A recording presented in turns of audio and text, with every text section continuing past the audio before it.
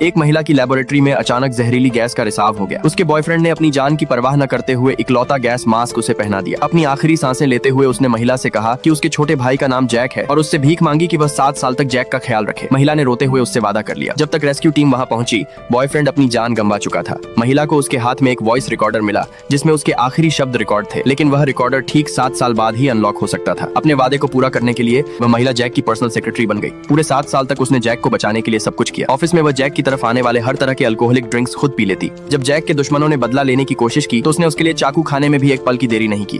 उसने जैक की हर मुसीबत को अपने सिर ले लिया, यहाँ तक कि इमरजेंसी रूम से डिस्चार्ज होते ही वह सीधे काम पर लौट आई।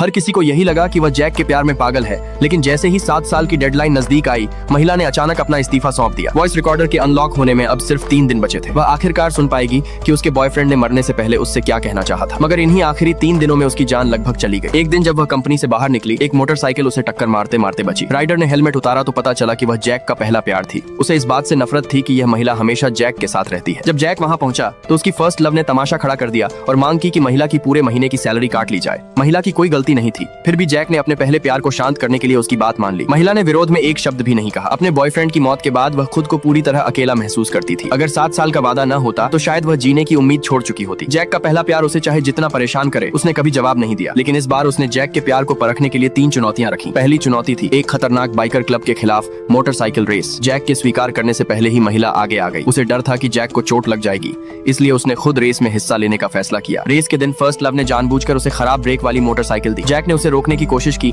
लेकिन वह शांतिपूर्वक बाइक पर बैठ गई। ट्रैक पर विरोधी राइडर्स ने उसे टक्कर मारी, जिससे बाइक के ब्रेक पूरी तरह फेल हो गए। महिला हवा में उछल गई और जमीन पर बुरी तरह गिर गई। उसे घायल देखकर जैक घबरा गया। वह दौड़कर उसके पास गया, उसे अपनी बाहों में उठाया और ऑपरेशन थिएटर की ओर भागा। किस्मत से वह बच गई। डॉक्टर ने बताया कि कम से कम 1 महीने तक वह कोई भारी काम नहीं कर सकती। जैक की फर्स्ट लव यह देखकर और जल गई कि जैक उस महिला की कितनी परवाह करता है, इसलिए उसने दूसरी चुनौती रखी। महिला को 1000 मीटर की ऊंचाई से स्काई डाइविंग करनी होगी।